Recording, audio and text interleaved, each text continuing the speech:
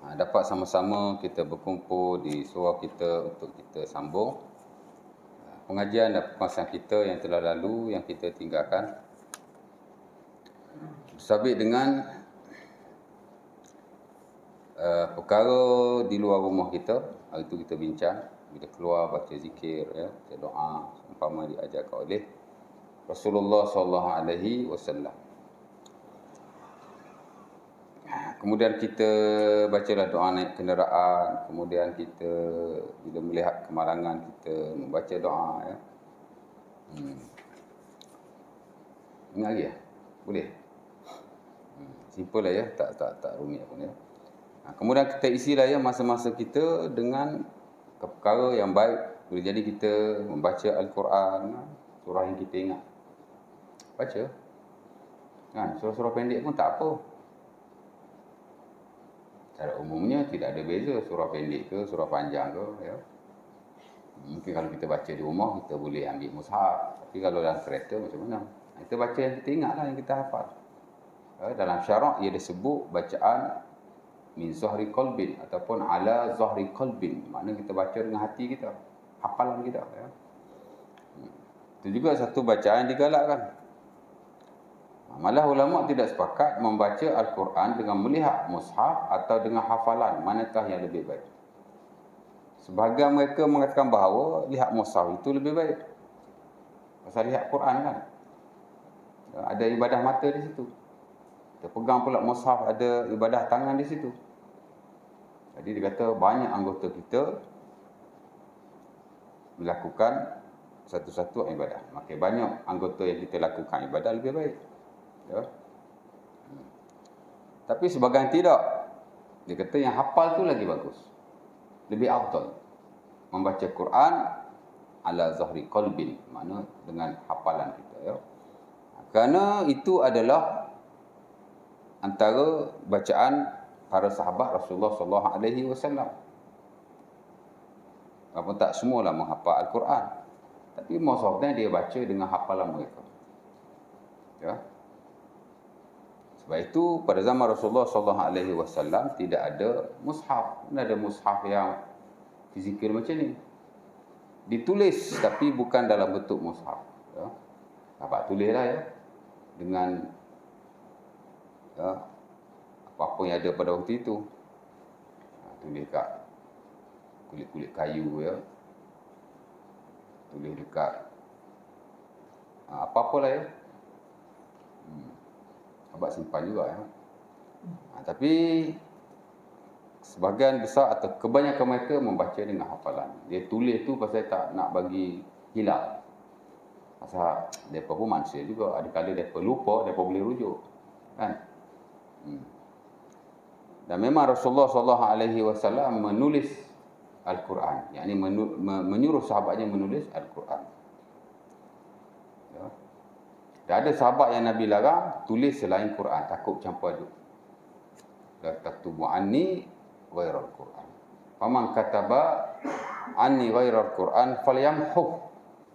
Ya, siapa-siapa yang tulis selain daripada Quran kena padam. Takut campur lah. Memanglah ada tulis ya, adalah tulisan itu. Lepas tu bila Nabi dah wafat, pasal apa Nabi tak buat dalam bentuk mushaf? Pasal semua orang dah hafal. Al-Quranu fi sudurihim. Quran berada dalam dada-dada mereka. Masa Nabi hidup sampailah Nabi wafat. Jadi nak buat apa nak ada mushaf? Pasal semua dah hafal kan. Dan begitulah keadaannya termasuk pada zaman Abu Bakar As-Siddiq sampai suatu perang yang disebut sebagai perang Al-Yamamah. Zaman Abu Bakar ni ada orang tak nak bayar zakat. Jadi Abu Bakar memerangi mereka. Pada waktu itu ramailah sahabat-sahabat Rasulullah SAW yang syahid. Jadi Abu Bakar berfikir macam mana ni? Banyak orang hafal Quran ni mati belaka. Jadi kalau esok-esok mati belaka, maknanya macam mana kita nak baca Quran? Bincang kan.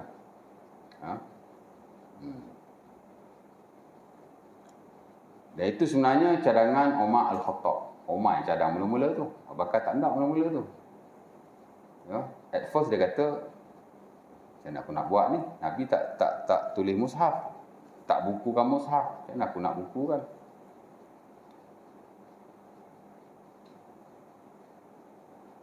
Umar kata, wallahi hadha khair. Demi Tuhan, ini satu benda yang baik.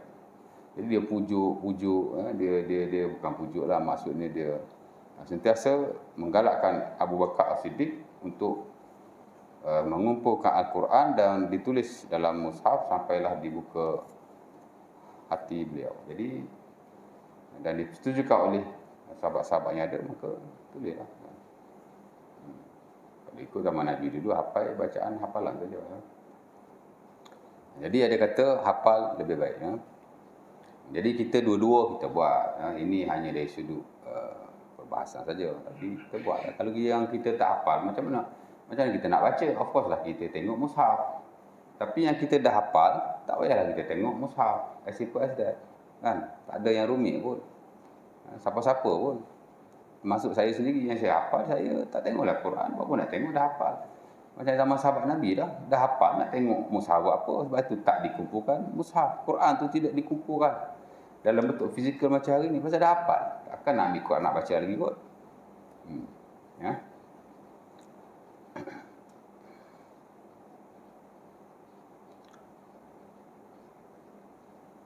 Jadi kita bacalah ya. Isi masa. Dan kita baca Quran tak rugi sebenarnya. Setiap satu huruf kita dapat 10 pahala. Man qara'a al-Qur'ana harfan falahu bihi hasanah. Wal hasanatu bi 10 amsalihha. Ya. Dalam hadis Al-Imam Tirmizi rahimahullah daripada Ibnu Mas'ud, Nabi kata siapa-siapa yang baca Quran satu huruf dapat 10 pahala, 10 kebaikan. Hasanah ni kebaikan sebenarnya, bukan pahala saja. Kebaikan dia luas. Lepas tu kalau kita terjemahkan pahala, dia tak tepat. Perkataan pahala, ajr. Baru pahala. Kalau hasanah, dia kebaikan, dia luas. Dia, konteks dia tu lebih luas. Bukan sekadar pahala lah, mungkin kebaikan-kebaikan yang lain. Banyak kebaikan lah hidup kita ni. Jadi, Nabi kata, satu huruf dapat 10 kebaikan. Kita naklah kebaikan ni. Cuma suruh pada Allah dah kebaikan yang macam mana yang nak bagi kepada kita. Mungkin lain orang, lain kebaikannya. Betul tak? Ya.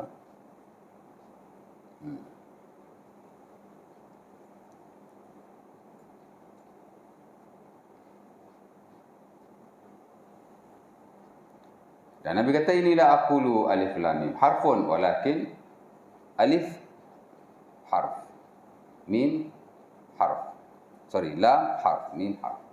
Nabi kata aku tidak mengatakan alif lam mim itu satu huruf, tapi alif satu huruf, lam satu huruf, mim satu huruf. Walaupun ada dalam Quran ni huruf-huruf yang tidak diketahui akan maksudnya, tapi dapat pahala juga kerana, ataupun dapat kebaikan juga kerana ia berasas pada huruf. Banyak mana kita baca, banyak itulah ya. Dalam Al-Fatihah saja ada berapa huruf? More than 100 atau 50 huruf. Cuba kira balik. Saya pun tak ingat. Pasal tak pernah kira kan. Tak kira pun tak apa. Lebih banyaklah. Kalau 100 huruf kali 10, that means berapa tu? 100 kali 10. 10,000. 1,000.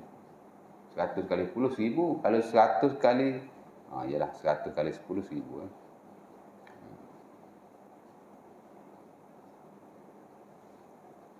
Itu baru Al-Fatihah. Kalau kita baca banyak lagi, banyak lah kan. Al-Quran secara keseluruhan mempunyai tak kurang daripada 320,000 huruf. 320,000 huruf.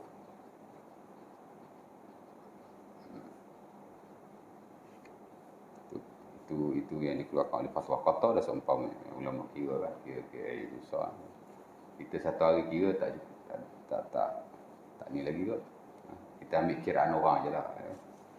Kalimah ada 77,000 kalimah. Ni kita ingatlah pasal kita belajar ulumul Quran, dan sains Al-Quran, pecahan-pecahan itu ada dinyatakan. Baik, jadi kita baca Quran ya. Antara ibadah yang terbaiklah untuk kita lakukan.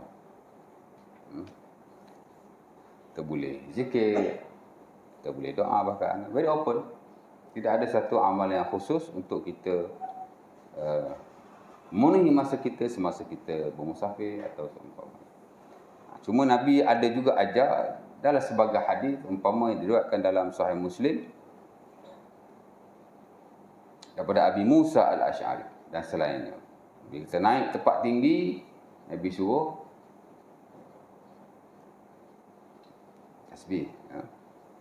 Bila turun tempat rendah, Nabi suruh takbir.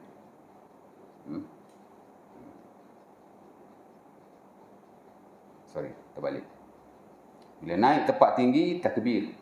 Allahu Akbar, Allahu Akbar, Allahu Akbar. Bila turun, dia naik tempat tinggi, turun kan? Kita bertasbih. Subhanallah, subhanallah, subhanallah.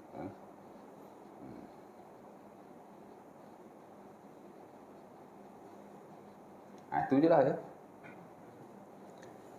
InsyaAllah ta'ala ya. Baik. Malam ni kita nak masuk bab yang baru. Kat mana itu? Ya.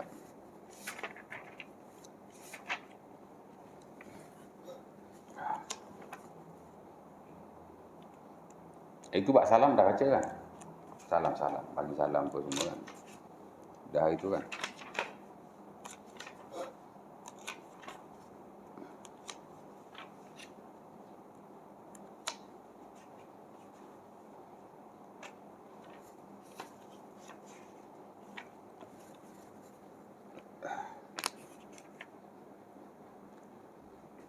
Yang salam itu saya dah ajar kan? Yang salam, bagi salam apa semua.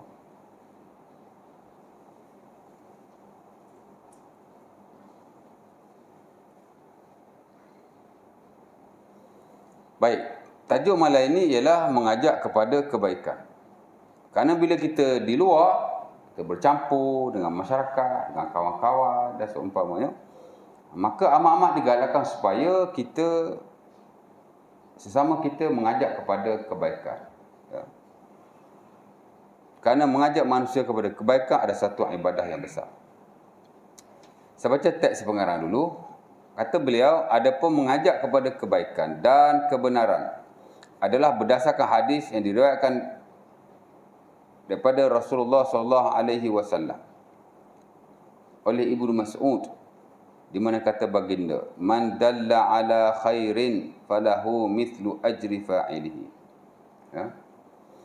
Maksudnya sesiapa yang menjadi dalil ke atas sesuatu kebaikan, maka dia mendapat pahala seumpama yang melakukannya. Ini boleh terjemah pahala pasal ajr. Man dalla ala khairin falahu mithlu ajri fa'ilihi. Ya. Ajri makna pahala. Ajrun. Ya. Upah lah upah. Itu dalam fiqh muamalah dia ada satu bab. Babul ijarah, bab upah dan sewaan. Ya. Bila kita bayar orang sebagai upah, dia panggil ajr. Ataupun kita bayar sewa juga disebut sebagai ajr.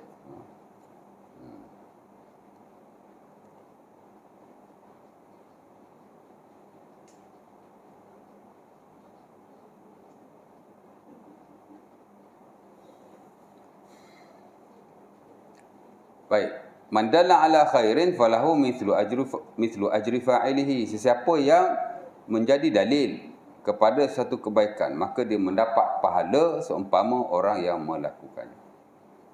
Apa maksud menjadi dalil? Makna dia yang ajar orang tu. Dia yang ajak orang tu. Dia yang bantu orang tu. Itulah makna dalil. Asal makna dalil ni ialah petunjuk. Petunjuk kan? Kita beli barang, ada manual book. Itu orang Arab panggil dalil.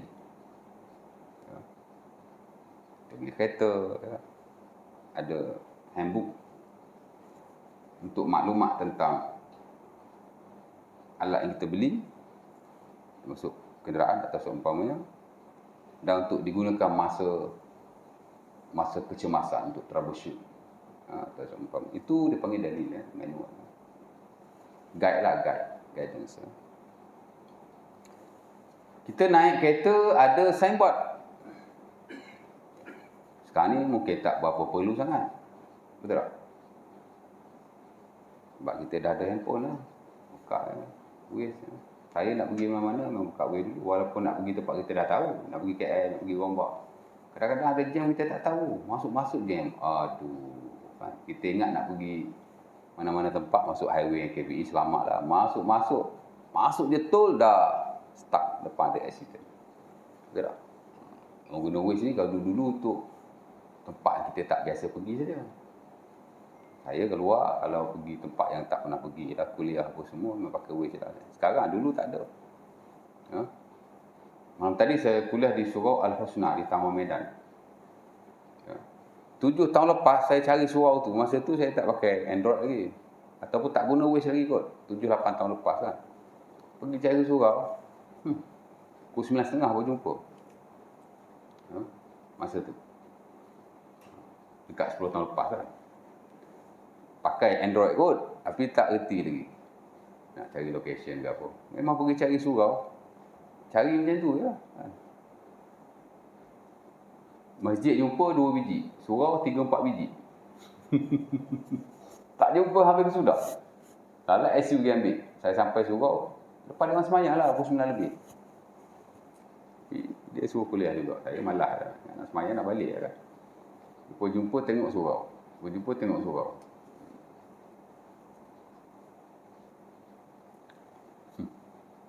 Tapi sekarang senang. Pergi mana-mana pun. Ya. Tapi ada salah juga. Di Bangi tu tuan, ada satu surau tu nama dia dekat-dekat, nama dia sama. Dekat-dekat pula tu ada 3 surau, kawasan berdekatan tu nama dia sama. Saya lupa dah surau apa, dia cerita lama dah. Ingat 5 tahun lepas kot. Ada seorang tu dia panggil pergi kuliah maghrib. Kat Bangi jauh lah. Bisa pergi juga lah bawa anak buat isteri masa tu.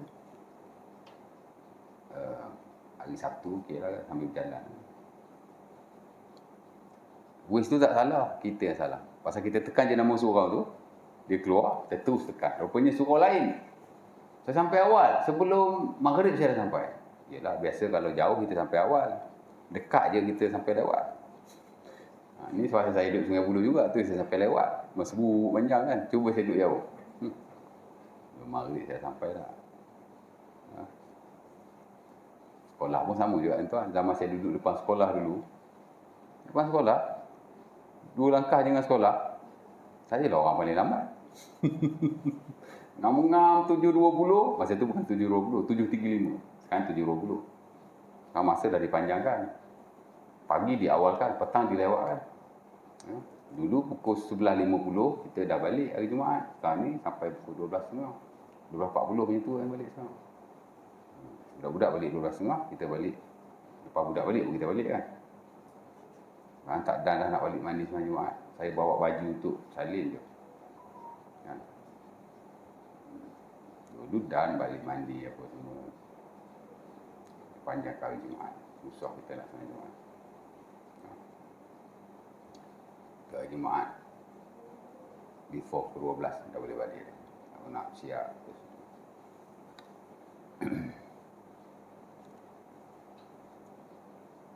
Kawan tadi ya. Jadi saya dah tekan surau tu, dia naik. Kita tekan nama surau dulu. Dia naik tu, pop tekan terus. Padahal ada 3 surau yang sama.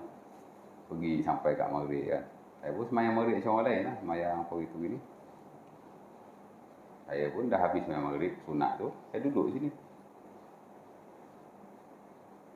Kebetulan yang arrange kuliah tu, biru dakwah tu, dia pergi umrah. Pengurusi dia. Orang Kelantan juga dia tanya. Ustaz nak tanya, Ustaz apa ya? Tak kenal. Kau Ustaz Hassan. Ustaz memang malam ni kat sini ke? Yelah saya kat surau ni. Apa nama surau tu? Dah belakang dia. Surau apa nama? Tak ingat. Dia kata biru dakwah pergi umrah. Saya yang uruskan kuliah dia. Malam ni Ustaz tak dapat datang. Memang duk miss call tu dah miss call dah. Tapi saya pasal silent. Dulu silent je kan. Sekarang ni buat vibrate sekali. Tengok-tengok dah banyak miss call. Telefon balik. Ustaz kat mana? Saya kat surau ni. Ustaz salah surau dia kata. Dia pun Lepas tu kalau kita nak pergi mana-mana, tempat yang kita tak biasa, kalau minta location. Kalau kita cari sendiri salah. Kan? Pergilah surau tu. Ya. Dia yang beritahu, SU ke pengungsi saya tak pasti. Dia kata, Ustaz, dekat sini yang surau nama macam kita, 3 Ustaz. Oh, patutlah, tu salah juga.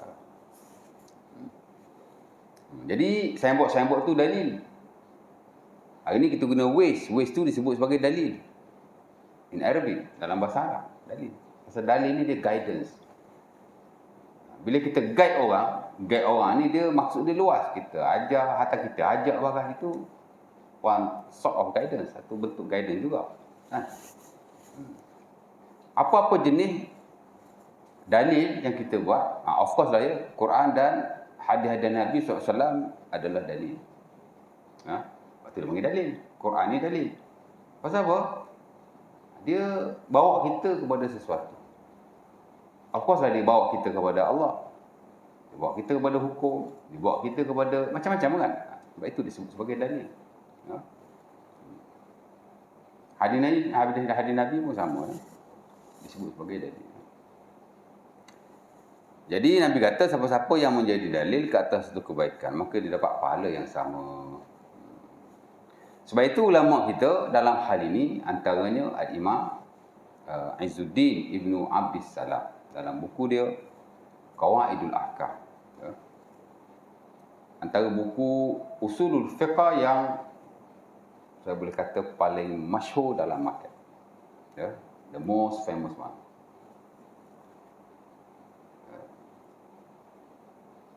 Kenapa? Kerana prinsip yang dibawa dalam buku itu diguna pakai sampai hari ini. Ya. Dan beliau memfokus dalam bukunya kepada masalah dan mafasid, kemaslahatan dan kerosakan. Jadi dia amat relevan. Sampai bila-bila lah. Kan? Contoh hari itu masa PKP semenjak jarak. Kan? Prinsip yang dibawa lah tu. Al-masalah. Dengan sebab kemaslahatan, banyak benda yang boleh berubah. Termasuk hukum, hakam, syara. Ya. Especially yang boleh diubah lah ya.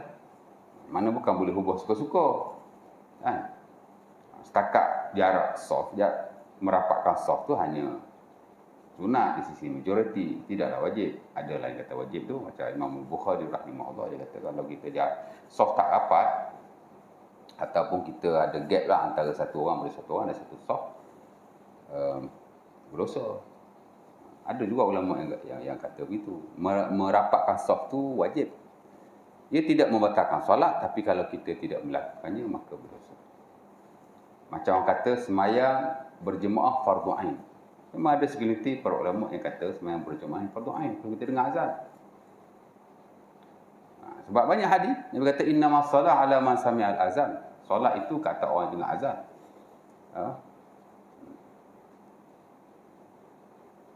Man sami'an nida falam yatihi fala salata lahu.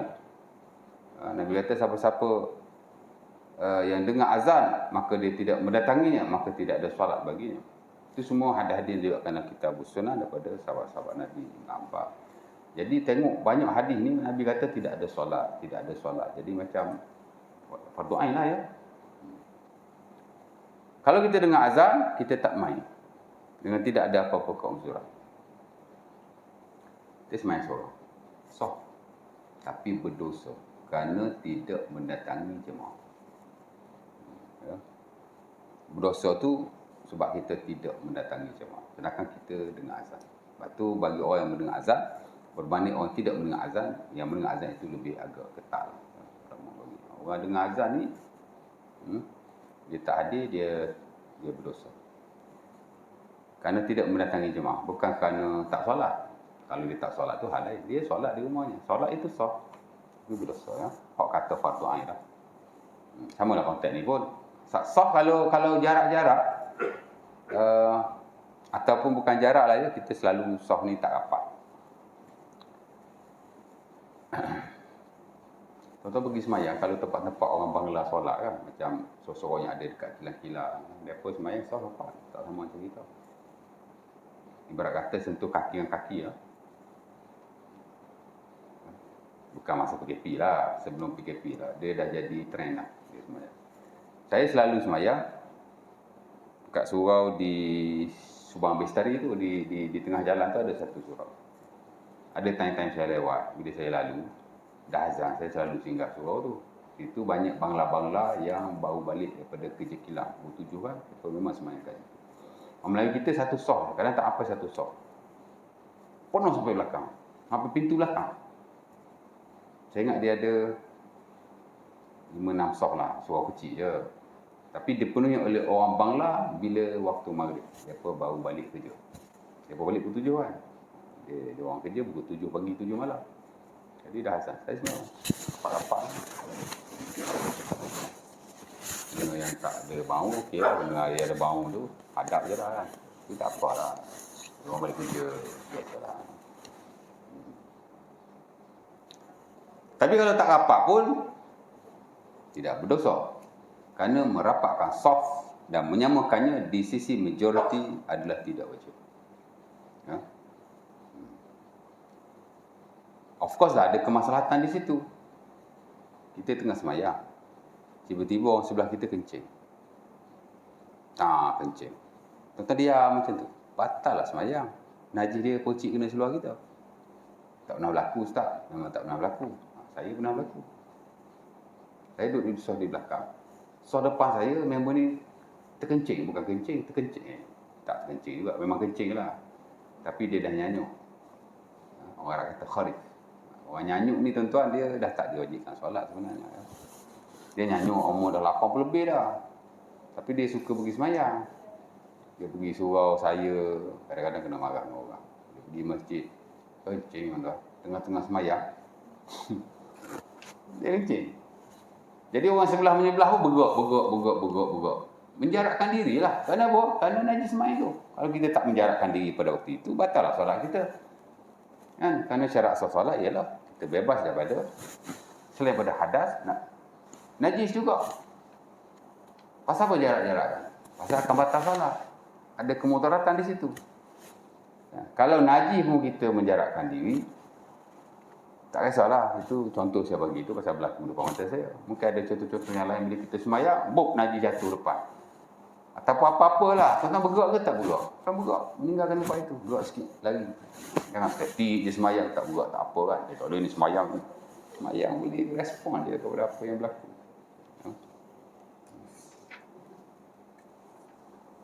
Nabi tengah semayang. Tapi yang sunat lah ya. Di rumahnya. Aisyah balik. Itu kunci. Nabi bergerak sambil semayang. Buka pintu. Kemudian Nabi balik ke tempatnya. Solat. Dakhaltu 'ala an-nabi wal babu mughlaqun. Wan nabi yusalli famasha hatta fataha li al-bab thumma 'ada ila makani. Ini kita belajar dalam perkara-perkara yang harus ketika solat. Antaranya ialah respons. Kita berdoalah, kita bertindak. Jika berlaku perkara yang perlu kepada tindakan.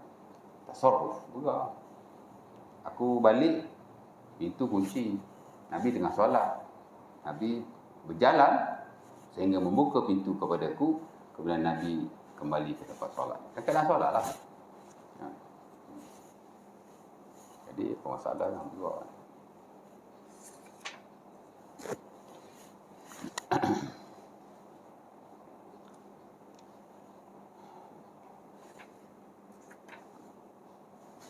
Kat mana tadi? Sebelum buka pintu tu apa? Cakap siapa tadi?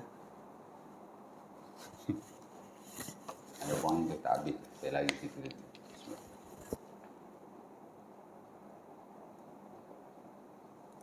Nak cerita itulah ya.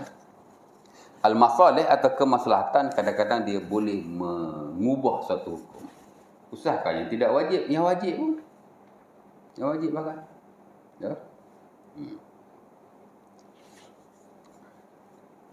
Jika ia ada kepentingan tertentu, especially yang melibatkan nyamuk. Jadi prinsip dia bawa tu memang perlulah dalam kemanusiaan. Keselamatan. Itu konteks-konteks kemaslahatan. Jadi dia huai tentang masalah dan mafasid. Dia kait dengan ibadah dah seumpamanya. Dia kata ibadah kita ni ada dua bahasa pada ayat Quran, dah ada di Nabi SAW. Pertama disebut sebagai ibadah qasirah. There are two types of worshipping. Pertama dia panggil qasirah, standing ibadah. Apa maksudnya? Maksudnya ialah qasirah ala sahibiha. Ibadah yang terhenti, yakni terhenti ke atas dirinya sahaja. Dia yang buat, dia dapat. Banyak mana dia buat, banyak itulah dia dapat. Ibadah-ibadah peribadilah kita kata. Ya. Kita semayang, banyak mana kita semayang, banyak itulah kita dapat. Walaupun kadang-kadang kita semayang sebelah menyebelah antara satu dengan yang lain. Pahala semayang takkan berpindah daripada orang ni kepada orang ni. Walaupun semayang sama-sama. Pasal ibadah dia masing-masing. Ya. Tapi banyak mana yang kita buat, banyak itulah kita dapat.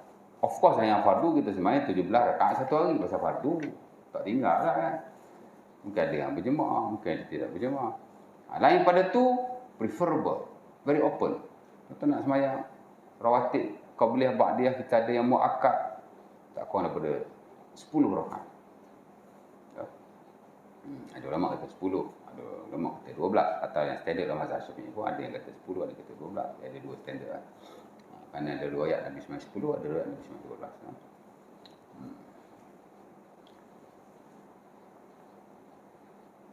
Semayang boleh semayang penuh, alhamdulillah. Mungkin kita tak penuh, semayang sebahagian daripadanya.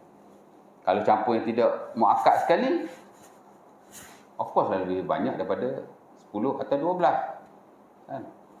Tambah lagi 2 rakaat lagi after zuhur yang tidak muakkad. 4 rakaat sebelum asar, 2 rakaat sebelum maghrib, 2 rakaat sebelum isyak. Dan di sisi mazhab Hanafi tambah lagi 2 rakaat selepas isyak. Berapa tu? 2 zuhur tadi. 4 asar 6, 2 sebelum maghrib 8, 2 sebelum isyak 10, 2 selepas isyak 12. Oh, tambah lagi 12. 12 campur 12 jadi 24. Jadi yang muakkad dan tidak muakkad. Qabliyah dan ba'diyah untuk yang fardu ada 24 rakaat, 24 rakaat. Buatlah ikut kita punya kemampuan, kerajinan. Ya. Dan saya pasti setiap orang takkan sama atas satu dengan yang lain. Ala kulli hal, kita buat lebih, kita dapat lebih. Innallaha la yudayyi ajral muhsinin, ataupun innallaha la yudhi'u ajral muhsinin. Apa yang buat Allah Taala bagi. Tapi buat banyak dapat banyak. Buat sikit dapat sikit. Orang yang semayang full 24 rakaat takkan sama dengan orang yang semayang 10. Semayang 10 dapat 10 je. Tapi tak apa, because dia preferable. Yang sunnah ni kita galakkan. Tapi jangan sampai kita jadikan dia macam hak wajib pula. Tak boleh. Nabi ni kadang dia ajar satu benda, bila orang buat, dia tinggalkan. Pertama kerana takut difardukan oleh Allah. Yang kedua, tak nak bagi nampak ada persamaan hak wajib dengan hak sunnah ni. I'tikaf pun sama, Nabi galakkan i'tikaf ketika Ramadan. Satu hari ramai orang i'tikaf, termasuk isteri-isteri Nabi pun semua i'tikaf. Nabi balik. Nabi meninggalkan i'tikaf pada waktu itu, Nabi i'tikaf pada bulan Syawal. Ya. Main tarawih pun sama. Nabi semayang berjemaah 4 malam. Malam pertama ramai, malam kedua lagi ramai, malam ketiga lagi ramai, malam keempat Nabi tak keluar. Ada setengah riwayat 4 malam Nabi keluar, malam kelima Nabi tak keluar. Sahih Muslim. Pada Aisyah radhiyallahu taala anha. Pasal Nabi tak keluar kerana takut difardukan. Dan of course lah ni ibadah sunnah, preferable. Bukan wajib. Jadi yang sunnah jangan buat macam wajib pula. Yang makruh jangan buat macam haram pula. Lain-lain berlaku. Jadi kita berinteraksi dengan hukum hakam syarak mengikut status dan kedudukannya. Yang wajib kita jadikan dia wajib. Yang sunnah kita galakkan. Dan begitulah semai-semai yang lain. Ya. Qiyamul Lail yang digalakkan dalam syarak ialah 13 ataupun 11 rakaat. Boleh buat lebih banyak lebih baik. Itu pun dah banyak dah 11 tu. Bangun semayang dapat 4 rakaat before subuh tu rasa macam dah banyak, dah penat dah ya.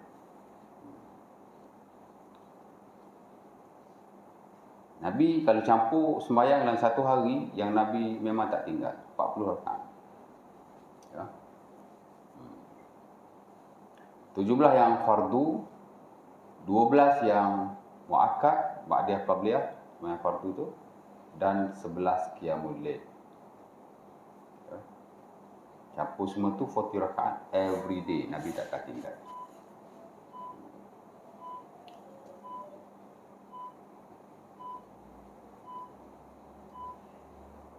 Saya tu hak top semayang fardu, after fardu hak muakkad dulu. Hak muakkad ni hak paling ditekankan ialah hak tu lah, semayang sunat antara solat dan qiyamul lail.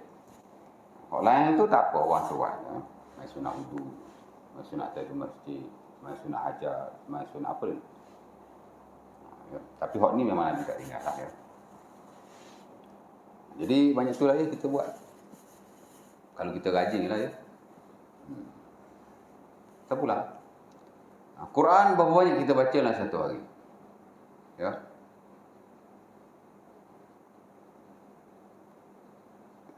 Sikit pun tak apa, banyak lebih baik. Preferable. Kita pulang lah ya.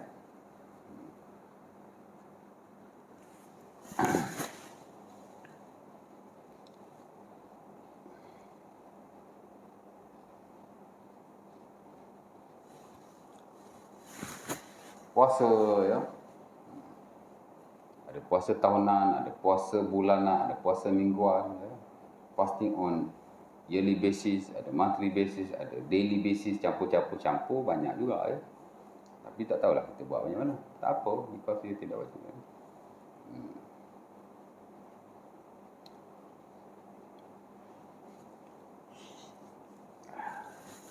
Korban ya, kita baru lepas haji korban ya. Abu Bakar As-Siddiq dan Umar Al-Khattab dia sering berkorban, tapi once a while dia tinggalkan korban. Dan bila mereka ditanya kenapa tak buat korban tahun ini, maka mereka menjawab kerana ia bukan wajib. Tapi Umar Al-Khattab walaupun dia tak korban, dia bagi duit dia kepada pembantu-pembantunya, hamba-hamba yang ada, sedekah juga lah ya hari itu. Ya. Itu ibadah qasirah. Maksud kamu buat, kamu dapat. Dia tidak ada kena-mengena dengan orang lain. Ya.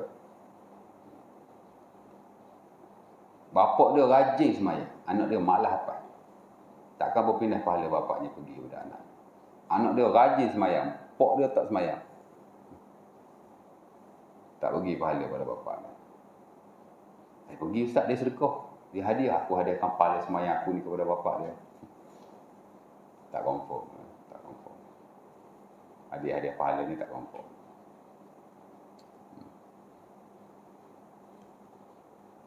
Sebab kata ya, sebab kata tidak ya. Kerana dia ibadah-ibadah qasir. Ibadah-ibadah yang tidak boleh diniabahkan, digantikan. Kita tak boleh semayang, boleh dah kita upah orang ganti solat untuk kita. Boleh tak? Tak boleh. Puasa pun sama, kita tak boleh puasa, kita suruh orang yang ganti untuk kita. Tak boleh. Kalau boleh pun mati je. Mati, berapa dia tinggal puasa? Sekian-sekian. Okey. Wali dia gantikan. Kalau dia mati tu suami, isteri menggantikan. Kalau yang mati tu isteri, suami boleh menggantikan. Pasal ada nafs. Itu pun dalam mazhab Maliki dia tak terima. Tak boleh ganti dia kata. Pasal ini ibadah-ibadah individu, peribadi. Mana boleh mengganti. Apa ada nafs tu, dia kata tak sunnah. Itu yang standard dalam mazhab Maliki. Bagi makan saja dia kata. Kita boleh dua, ganti boleh, bagi makan pun boleh. Ya.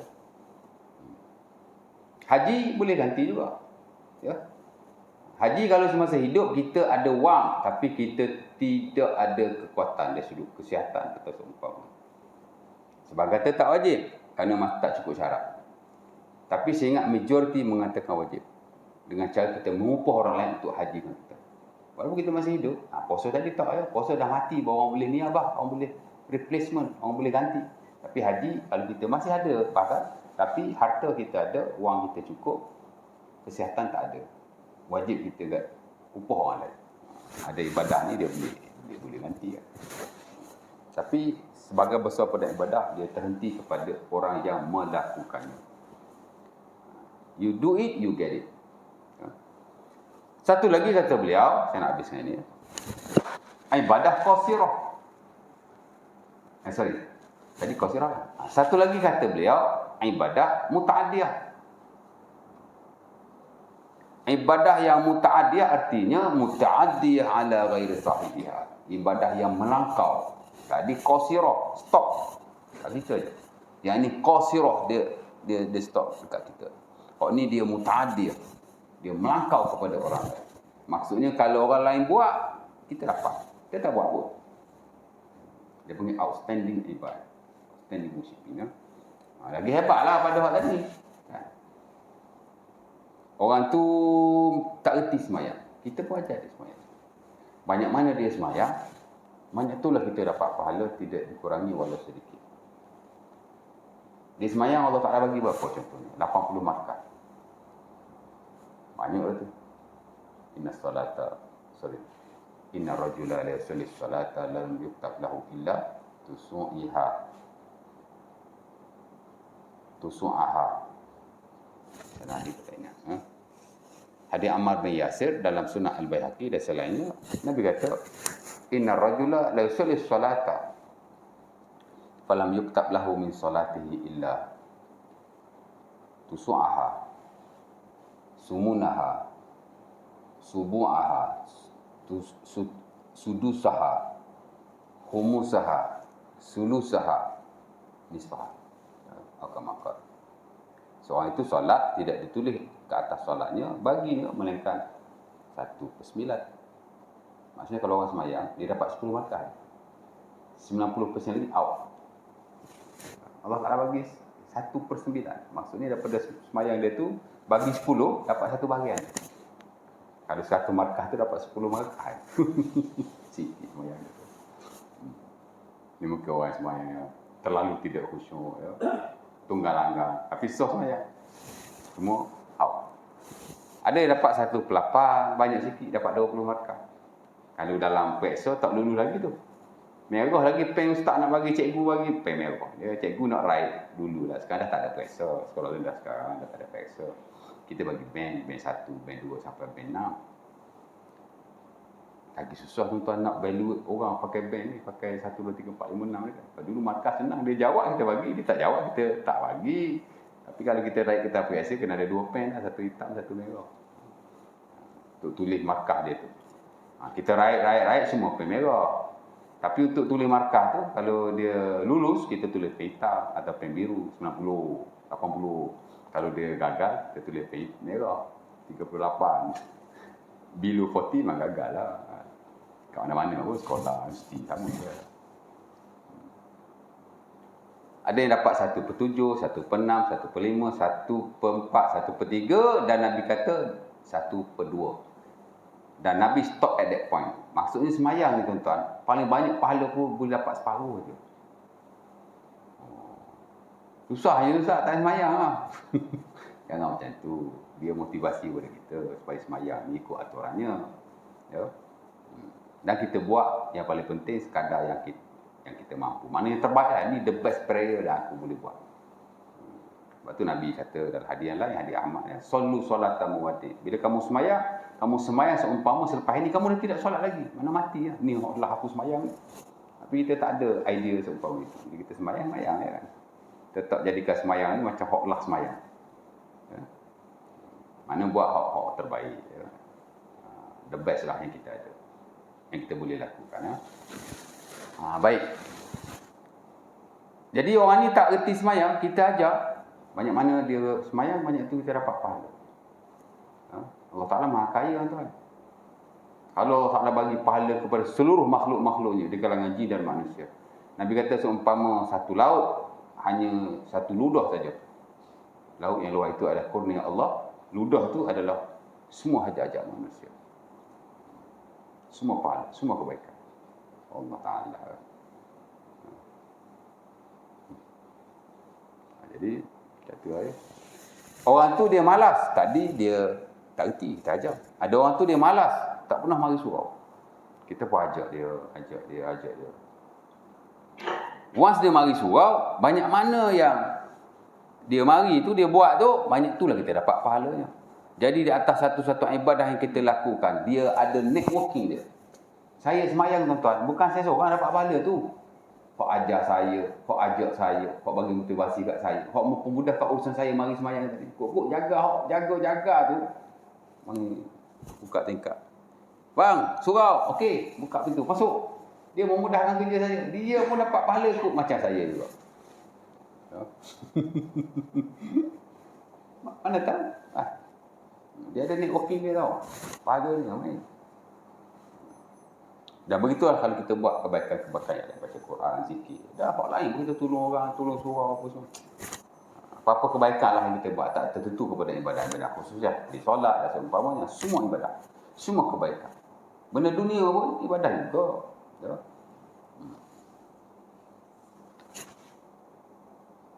Ajak orang. Ataupun apa-apalah kita bagi motivasi kat dia, kita bantu dia. Macam-macam. Ini disebut sebagai ibadah. Dan para ulama memang galakkan kita supaya memperbanyakkan ibadah muta'adiyah. Kerana dia umpama pasif pahala. Kita tak buat, kita dapat. Ya, macam kita buat investment lah. Kan? Ada orang ni memang dia kerja. Kita pun bekerja. Banyak mana kita bekerja, banyak tu gaji kita dapat. Terutama orang dibayar gaji harian. Ya. Nah, sebulan dia kerja 20 hari. 20 hari gaji dia dapat. Orang lain bekerja 25 hari. 25 hari kita gaji dia dapat. Kita ada fix salary, okey lah ya. Tapi ada orang dia tak buat kerja. Dia hanya bawa duit pergi ke bank contohnya atau mana-mana pusat kewangan. Ni. Atau pada syarikat dia buka investment. Tapi tak patut syariah lah ya. Yang tak patut syariah pula.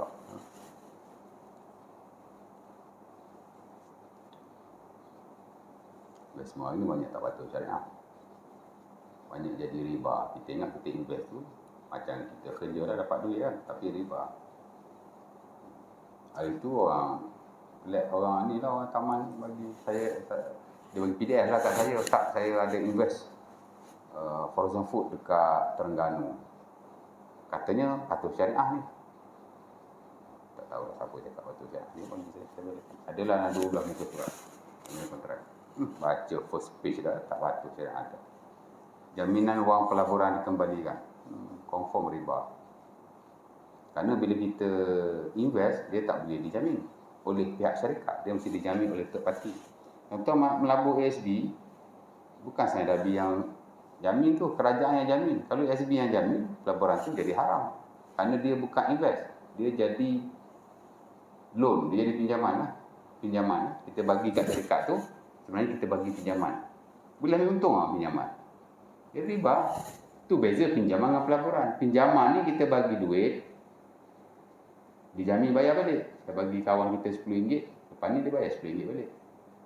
Tapi kalau dia invest, kalau ada jaminan dia jadi pinjaman. Pinjaman tak boleh ambil untung, jadi riba.